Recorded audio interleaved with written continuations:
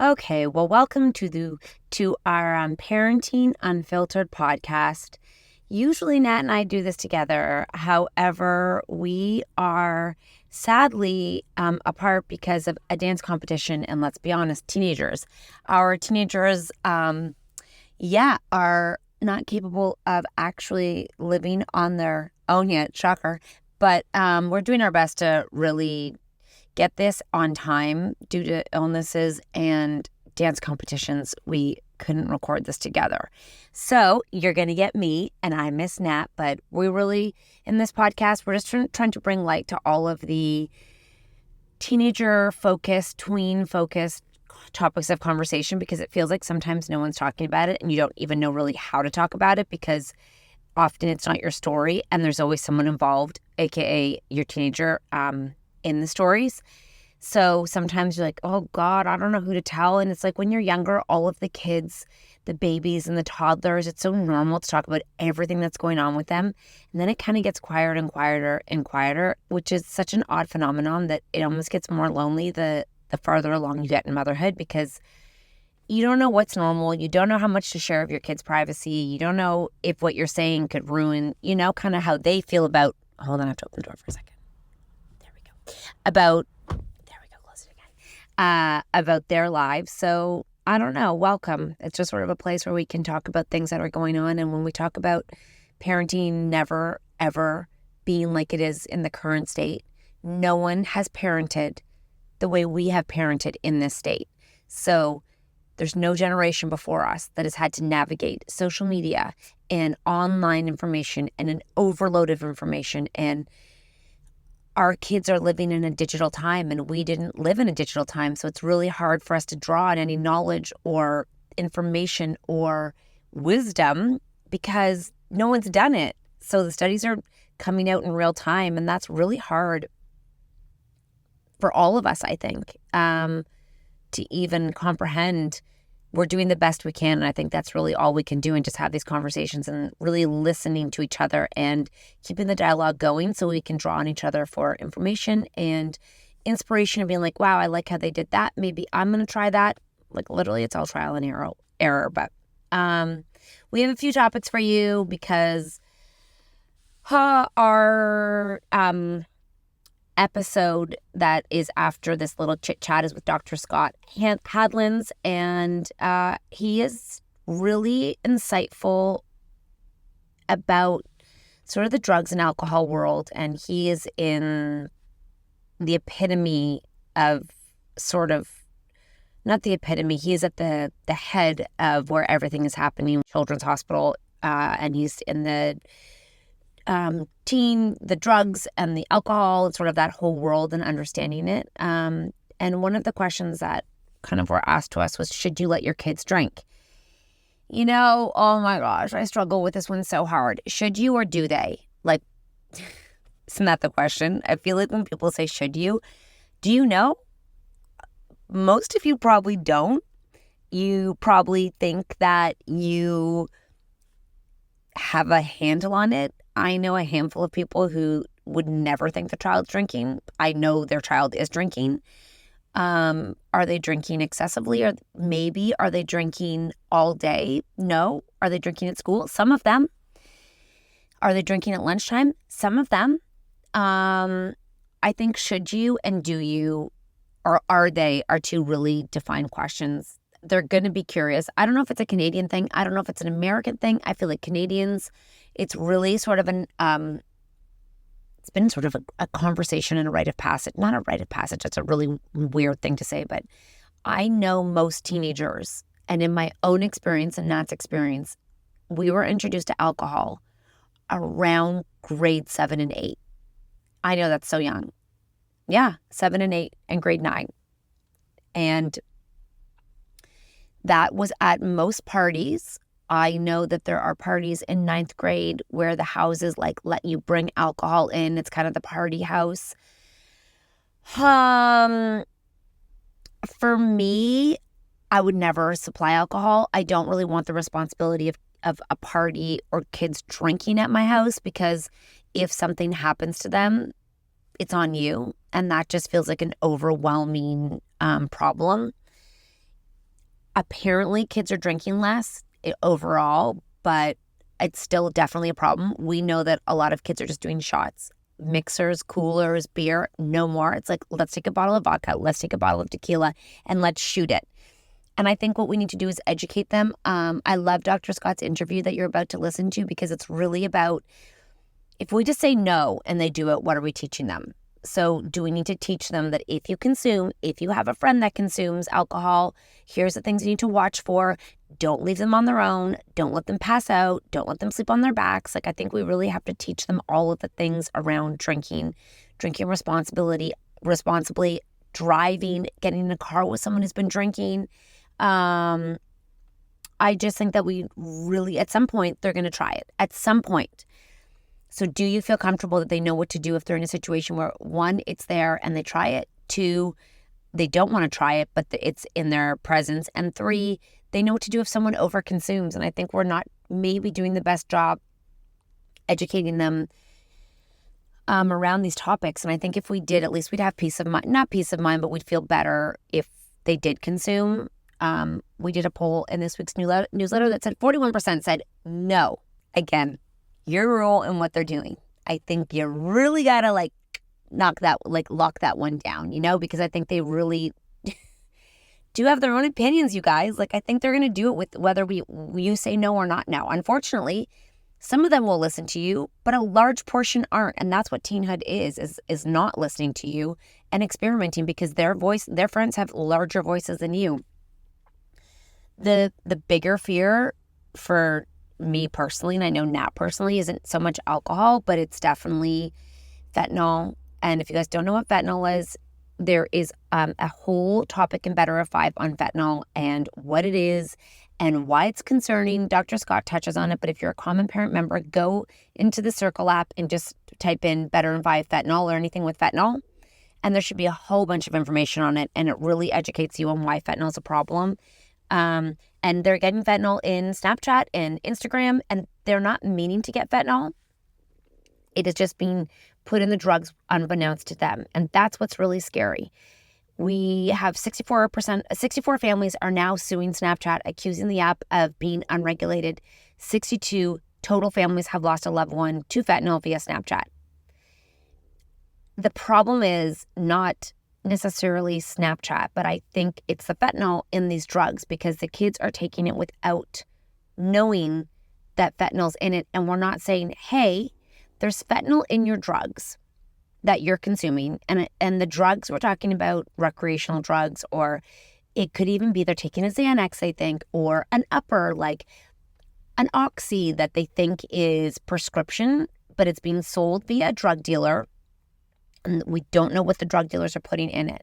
In 2021, nationwide drug overdose deaths surpassed 100,000 for the first time, then climbed to nearly 110,000 in 2022, according to the CDC. The vast majority of those deaths were from synthetic opioids, mostly fentanyl.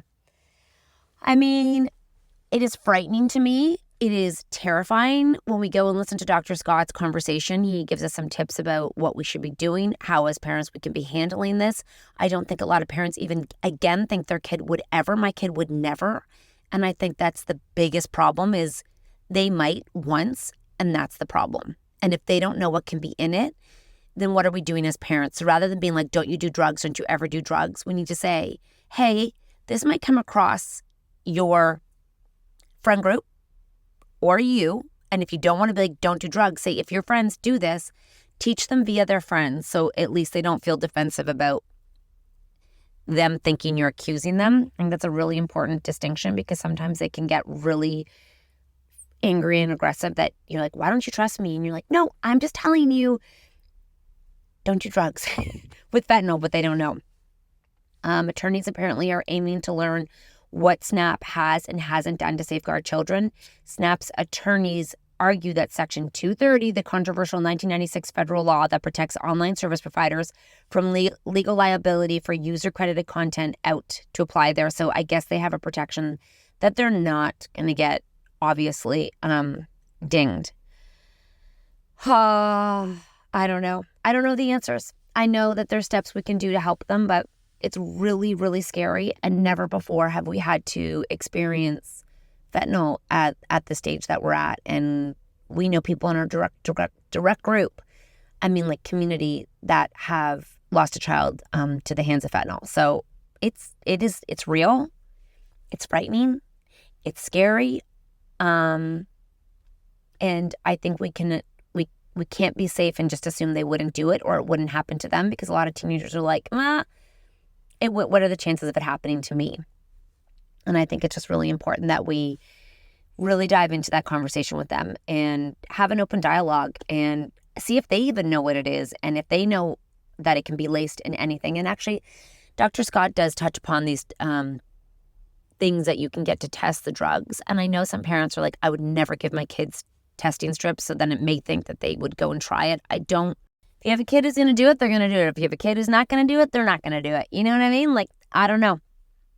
I would love to hear your thoughts. If you guys head over to The Common Parent and leave us a comment.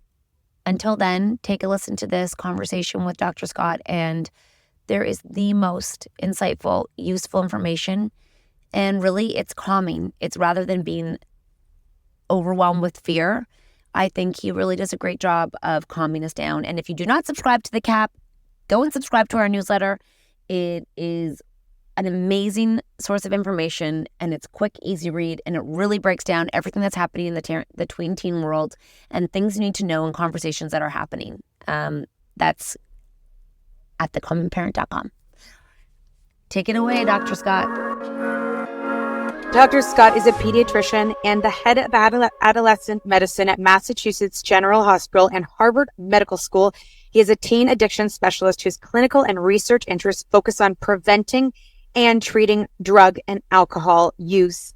Yes, everything about this is just, it's what we go to sleep worried about right now, because it used to be people we heard of, and now it's like someone that goes to school with our kids and potentially was at the same party as them. Or tried something for the first time, from a friend. And has it gotten worse in your experience, the fentanyl explosion, or is it just because our kids are older?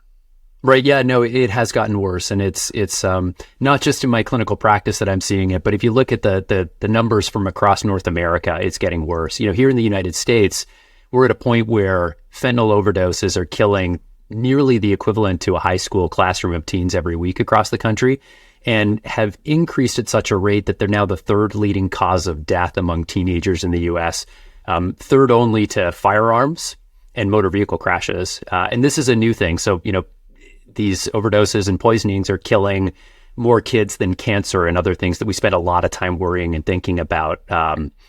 So this is a huge issue. And I guess that's why we're actually now in the community. It's not just a conversation. It's an actual reality that's happening. I think for a lot of people, and she has the questions, but I just do want to clear something up. These kids, some of them are ingesting it without knowing that what they're taking. So they're not seeking out fentanyl. It is in something they're experimenting with. Is that correct? That's right. Yeah. So, in my clinical practice and looking at, again, the national data, I think you can kind of think of sort of three groups of teens that are coming across fentanyl right now. One is the group that you just talked about, teens that might be experimenting. They might try a pill that somebody's given them or that they bought off of social media or elsewhere. And that pill is a fake pill laced with fentanyl, and then they have an overdose. And these counterfeit pills are a huge problem because these pills look like oxycodone or medications like Xanax that are used to treat pain or anxiety. And so somebody might want to take them not realizing that they're actually fake. They've been produced by illicit drug manufacturers and they contain fentanyl in them. So that's the first group is young people who have no idea what's out there and what it is that they're taking, and they might just be experimenting. I think a second group are teens that might have pain or mental health problems that are going unaddressed. And so they might try a pill to see if they can relieve those symptoms. And again, may not realize what's in that pill. And those teens are important because we need to make sure that we address those issues that they're having. And then the third group is teens that might actually have a true addiction and might be seeking it out. So second would be sort of like self-medicating for things that they feel, and they're not getting doctor help. They're just thinking, this will help me. I'm going to just do it myself. That's right. That's right. But the So a friend might say, here's my ADHD meds, give it a go.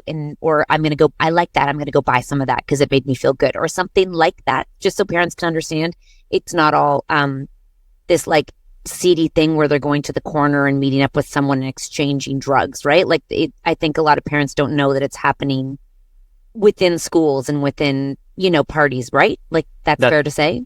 That's exactly it. I think they can be passed around in social circles. I think that they can be sold on social media. That's where a lot of my patients will pick them up, is either through Instagram or Snapchat or TikTok, just sort of through messaging or being connected to people through there. So it's a real problem, and it is everywhere, and it really can be any kid. Dr. Scott, I've had this conversation with a lot of people, and I have my own guest, but we'll go to the source. When people are selling drugs, why would they be lacing it with something that could kill them? Because number one, if they're a drug dealer, they're not going to be able to have a repeat customer if they're dead. And so why are they lacing it with fentanyl? Yeah, it's super troubling. And I think you have to remember that these pills aren't designed with teenagers in mind, right? There is a larger market all across North America of people, mostly adults, who are struggling with addiction, who have a really high tolerance to opioids. They've been using opioids for a long time. Maybe they were using heroin before and they transitioned to fentanyl, which is more potent. And so their bodies can handle it. They've got tolerance. But when we're talking about teenagers who might not ever have taken an opioid before, they have no tolerance. And so these highly potent pills cause a problem in teens and put them at risk. The other thing I would say is that regular pills, like real prescribed pills that come from doctors and are dispensed at pharmacies, have really high quality control. We know exactly what dose is in those pills. These are pills that are not being manufactured with a high level of quality. And just so people know, what else can fentanyl be in a joint, a marijuana? Can fentanyl be in cocaine? Can fentanyl be in Molly? Like, what are the drugs that we find fentanyl in most? It's a really good question. And this is what's so tricky right now, because the answer is in some things, yes, and in some things, no. So for example, there have been a bunch of reported outbreaks of overdoses related to people taking cocaine that is mixed with fentanyl and has fentanyl in it. And so cocaine is a medication, or a drug rather, that we worry a lot about, because there actually have been a fair number of these cases of people overdosing from fentanyl after taking cocaine because it was mixed in there. On the other hand, a lot of parents worry about marijuana or cannabis. And actually, it turns out that there haven't been verifiable reports of fentanyl getting into the cannabis supply. And if you Google this, you'll see a lot of stories of, somebody who says, oh, I smoked cannabis and then I ended up in the ICU. I had an overdose.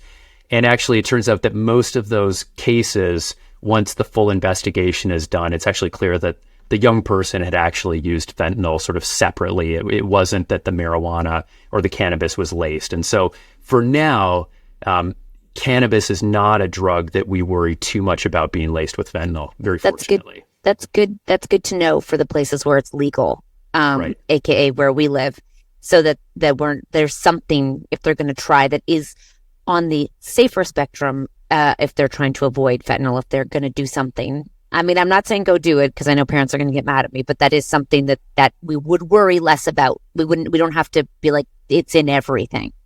Yeah, yes. I think that's a good point. And let me pick up on that for a quick second, because I think you're right. I think we do need to recommend, as parents, as pediatricians, I'm a parent of young kids. I don't have teens yet, but they do need to hear us say the best way to keep yourself safe right now in the year 2024 amid a dangerous drug supply is to not use drugs. And They need to hear us say that we recommend that you don't use drugs. And then we also need to talk to them about how to keep themselves safe in a very sort of realistic and fact-driven way if they are going to use drugs. And how would that be?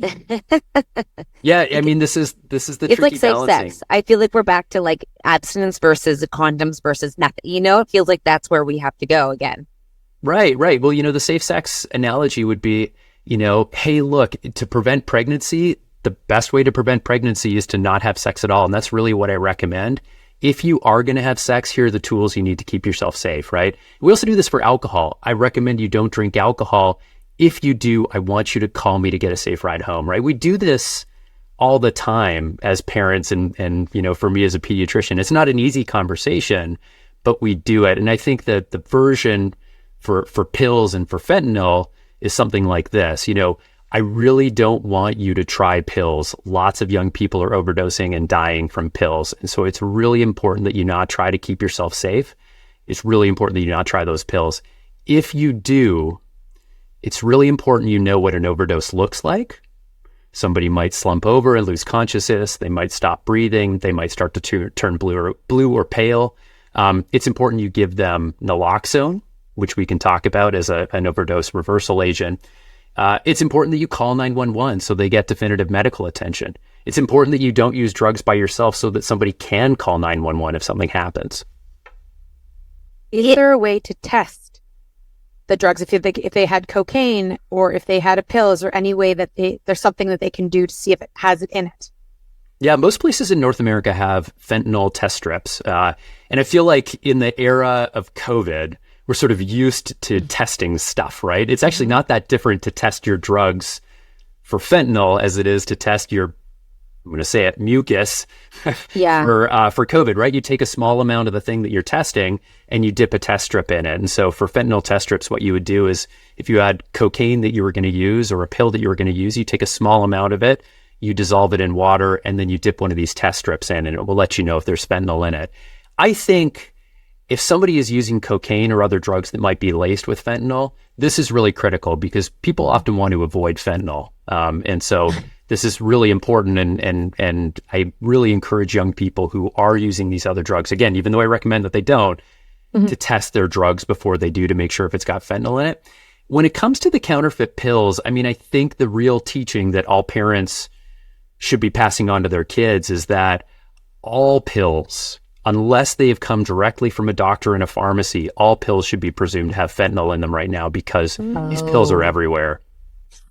On that note, here's what's confusing as a parent. Can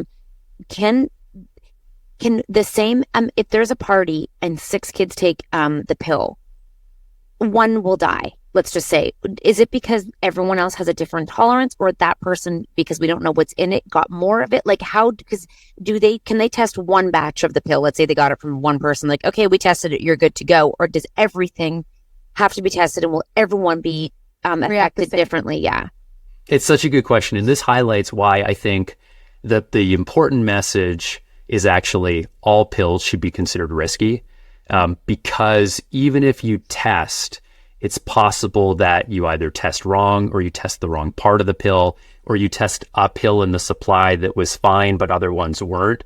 And so you really need to just make sure that you just ideally, again, sort of stay away from pills altogether if you're a young person. And if you are going to use them, start with a small amount, assess its potency, know the signs of overdose, intervene if there is one, call 911. The reason that it's hard to know if a batch is safe, or even if a single pill is safe, is, again, as I mentioned before, the quality of these pills is really low. They're not made by drug manufacturers. They're made by illicit drug manufacturers. And it can be that you have a single pill that one part of the pill has a lot of fentanyl in it and another part doesn't have a lot of fentanyl in it. Kind of like when you make a batch of chocolate chip cookies. Mm-hmm.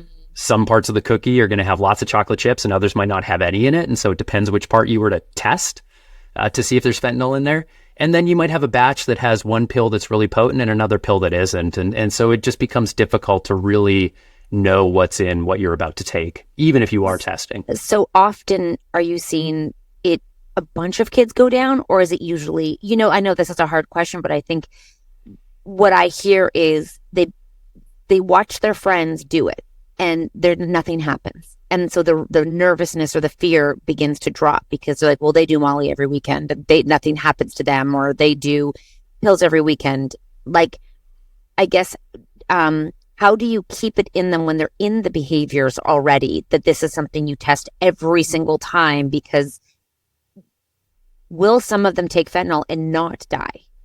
Right. So this is tricky. And I think to your earlier question about like, how is this happening? Is it happening in rashes of overdoses where, a whole bunch of kids have an issue at the same time?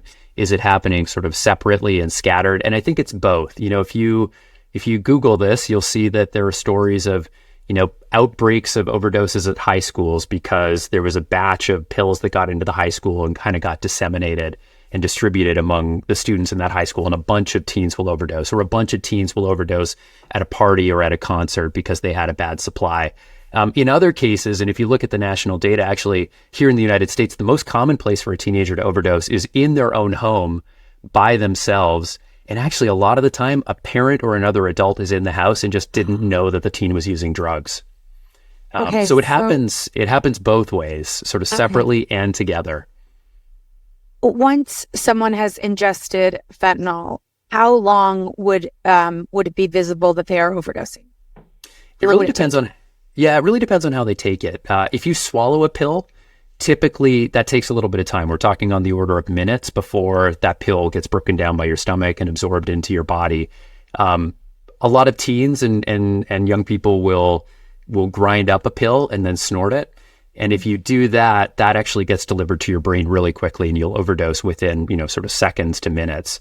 And so the window to respond can be really short. And even in cases where you swallow the pill and it's going to take time for your body to ingest it, we sort of all know, because we see this on TV and in movies, when it comes to drugs, sometimes you're fine until the second that you're not fine, right? Mm-hmm. That, it can take a little bit of time for a drug to have an effect, but then when it comes on hard and fast. And so it can become really a quick window in which somebody starts to show the signs of an overdose and when you need to be acting. And you had mentioned a word before. We have it in our notes, and I know that we call it Narcan. What is this? How can it be used? How do you get it? When does it need to be used? Yeah, Narcan is really critical. So Narcan is the brand name of this medication, and the generic name is naloxone. So you'll hear both of these terms bandied about. This is an overdose reversal medication that can save a life within minutes. In most places in the United States, it's available as a nasal spray that just goes up your nose like a cold medication would. If you come across somebody who's overdosed, you spray it up their nose, and within a couple of minutes, it will reverse an opioid overdose.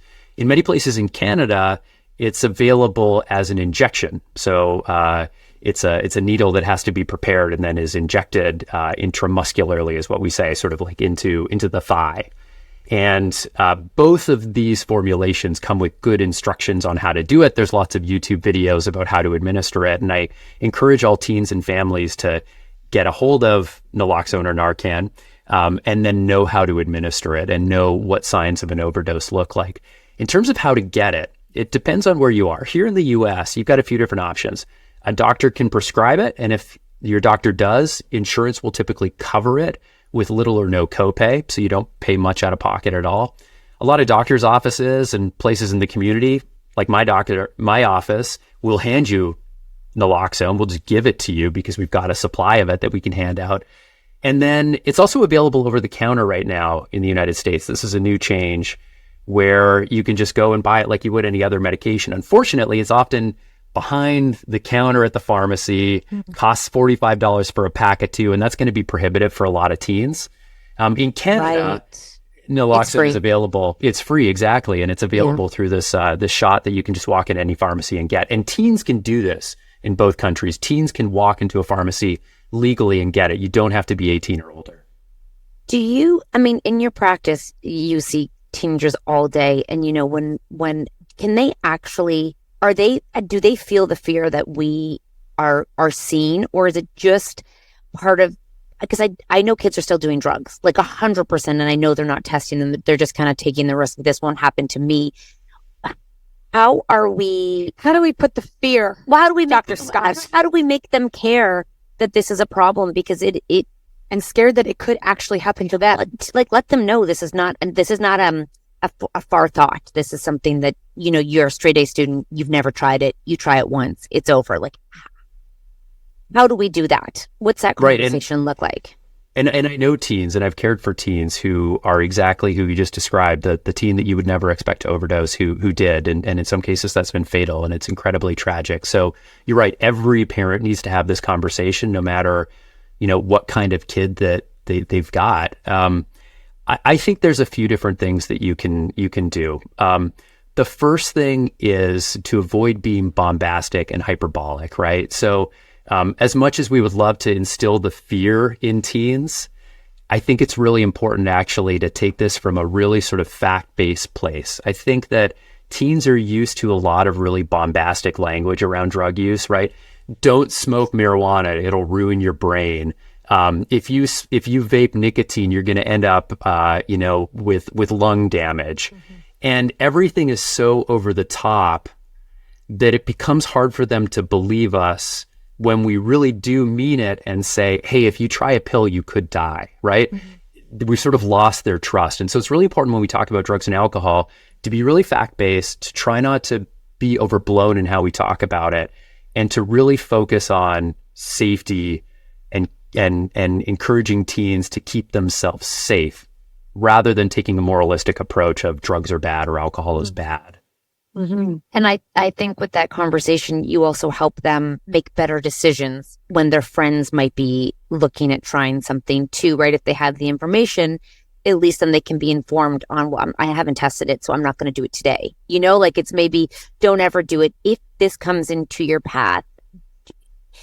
Can you get the testing strips off Amazon? Like is it like a condom? You're like, here you go. Have a great, you do it. Do you try it? Do you put it in their backpack, or is that? And that's the other thing with Narcan. Should we have it in our house, even if we don't feel like any of our kids, but we have kids that come over, sleep over, hang out, and should the kids have it in their backpack, or is that going too far? Yeah, no, I think all of these are really good ideas. And before I answer those questions, let me just say, I think we need to play to teen strengths here. So yeah. First of all, it's worth knowing that teen drug use is at an all-time low right now. Fewer teens than ever are using drugs. Even though it feels like lots of teens are using drugs, the data show us that rates have just gone down to their lowest levels. And so the horrible irony here is that overdose deaths are at their highest, despite the fact that fewer teens than ever are actually using drugs. And teens want to keep themselves and their peers safe, right? So again, that's why I think it's important to focus these conversations around, to your teen, how do you keep yourself safe? And in an even more empowering way, how do you keep your friends safe? Because there's a real sort of sense of responsibility and pride that comes from being the person who's looking out for your friends, right? And so in that spirit, I would say, yes, they should carry naloxone or Narcan around with them. They should have it in their backpack. It should be in schools. In our house, we keep it in the junk drawer in the kitchen so that anybody can access it. My kids are young. I don't think they're going to, come across fentanyl, but what if they did come across it? Yeah. What if they did come across a pill on the street, or what if a neighbor was overdosing? It'd be great to be able to run to my junk drawer, grab that Narcan and save a life. And that's what we do with fire extinguishers, right? We don't plan on having a fire in our house, but we all have fire extinguishers in case we need to respond, right? And Narcans expire after a certain amount of time? They do. So it's best practice to keep an eye on that expiry date and replace it. Having said that, if you have only expired Narcan in your drawer or in your backpack, use it. Yeah. Okay. And what if you got 14s and they think it's a great idea to try Narcan without having an overdose, see what I just know boys sometimes. I'm not trying to generalize gender here, but I do know that they get it. I had two brothers who decided to do a lot of stupid things, and I think someone that think that'd be fun. Let's see what happens. What happens if they do that? The worst thing that will happen is you'll waste a bunch of money. Narcan is completely safe for somebody who is not in an overdose. Perfect. I actually have some here at my desk. I could spray it up my nose right now and nothing would happen to me. Okay. And one more question that we were going to ask in the beginning, I forgot, but there's definitely a difference with medical fentanyl, which is used in hospitals and for people, and then the street drug. What is the difference between the two? That's right. Yeah. So to take us back to the basics on fentanyl is a really highly potent opioid. So, if you think about oxycodone as a pill that people often take for pain, or morphine, fentanyl is probably at least 50 to 100 times more potent than those. So really, really potent opioid.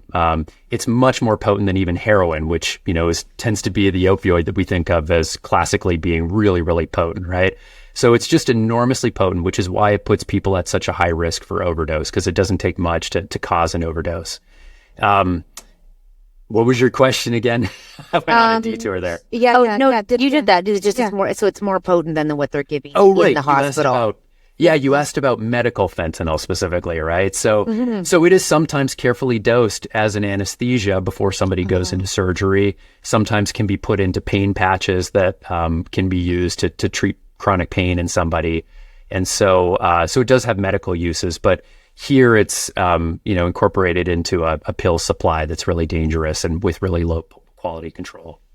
And I have one more question, because when my children were asking, why would somebody lace a drug with something that they could kill you? And I know that there's just no control over it, but I was thinking that I said, because if you take it and you don't die, you get more addicted to it. So then the drug dealer you'll come back to that drug dealer because that felt more intense than the other one. Did I make that up?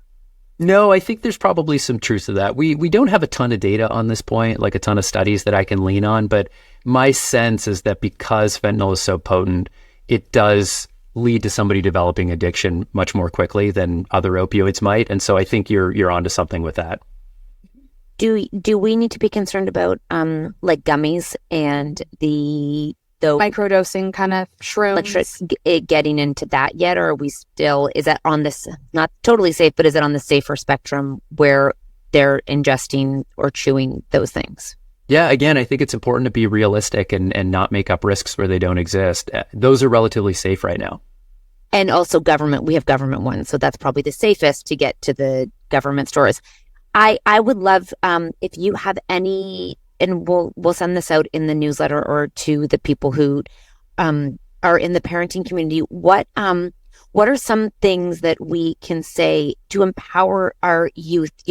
Like I know my daughter, she learned at school, if you're going to use drugs, make sure that person you're with, don't let them fall asleep. Like someone be with them who's awake. Don't let them just go into their room or like just fall asleep. Like there were some things that she learned to do. It's like when we were younger and they were like, if your friend's drinking, make sure they're always on the side and put a pillow behind. What are some safe practices other than testing that we can help our youth know to do if they have a, you know what? And the best tip is you don't have to pretend your kids do it. You can say, if your friend does this, then make sure this is happening because this is happening, right? So what are any tips on that? Eat drugs or alcohol, any of those things?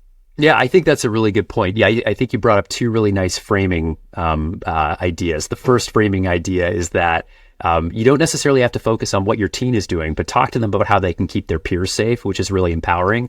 And then the second one is a thing that I brought up earlier, and that's the idea that we still want to recommend that you don't use drugs because that's going to be the best way to keep yourself safe. And yet, if you do, here are the things to keep yourself safe. So what you want to impart on teens is that they should not use alone.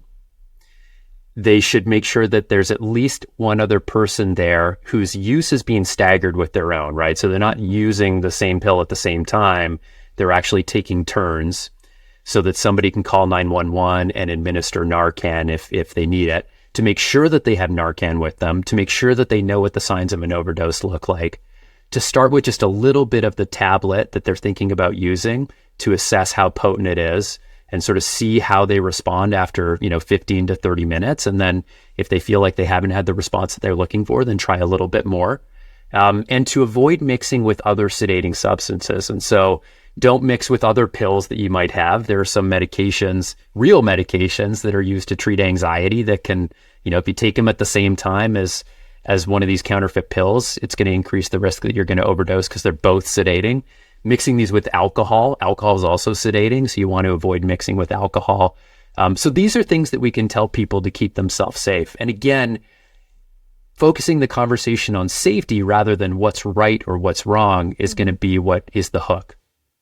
I like it. It's sort of like a DD for the night who can help people who might. So we have DDs, right? It's like, I'm DD tonight, I'm driving home. It's sort of the same thing if you're going to use drugs. Yeah, that's another idea. Yeah, try to have a DD at the party who can help the people who might be using, and that's okay.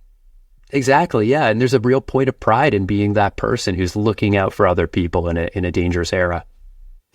Or there's some who are like, I know one teenager who's like, I don't want to go to that because I'm going to have to watch everyone and babysit them, and I don't feel like doing that tonight. And I'm like, fair. It's so funny.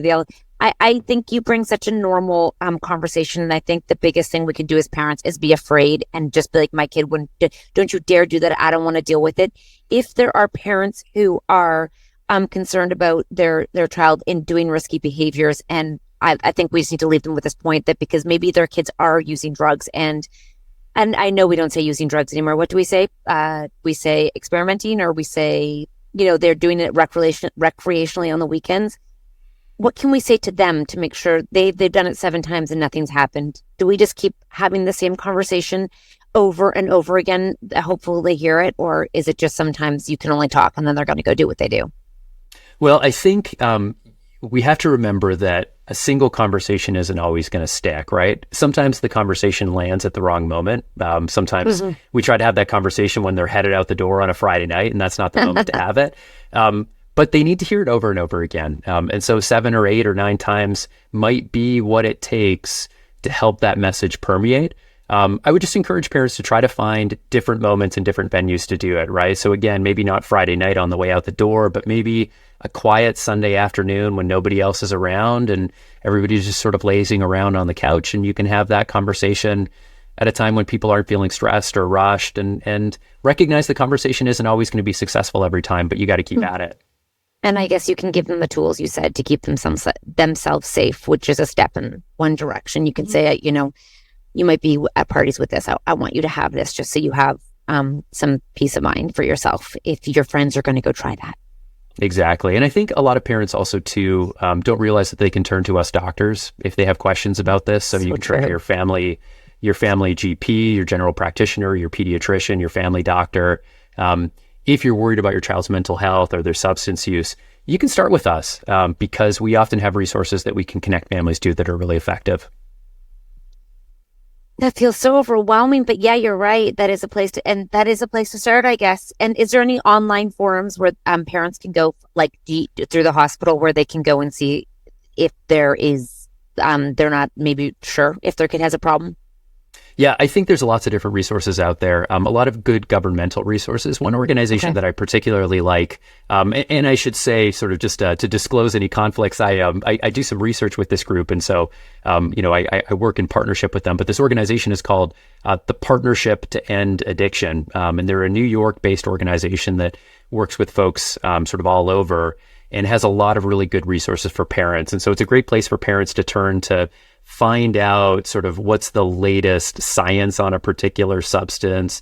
What are some good scripts that they can use to talk to their teen? What are some ways that they can approach the conversation? A lot of the things that we've been talking about here are sort of verbatim off of the Partnership to End Addiction's website. And for folks who are interested in getting some coaching as parents, they even have a parent coaching service. So if you're a parent of a teen who the teen isn't ready to get help, but you as a parent really want support and want to figure out sort of with another parent who's lived through this, what are best practices, what are best approaches. They have a really nice system. That's amazing. Yeah. Also, imagine, think about how much has changed since we talked to you last in that short amount of time. How much has changed in this world around fentanyl, which blows my mind. So it is something we all do. We might know more than the doctor sometimes if you're at your GP who does 0 to 10, and then you have a 14-year-old. So we just appreciate any resources or any help so much. And oh gosh, I could talk to you forever. I want to send my kids to you for like the next 6 years. Just live with them. Yes, live there. They can baby. Yeah, just go there. Just go there. It's good. It's a good place. Hey, we need some babysitters. I'd happily take the offer. We got a lot of them. Go babysit every day, every weekend. We know you have such a busy schedule, and we so appreciate you taking the time to talk to us. We always feel I feel like you make it feel like you take the urgency and like the bombastic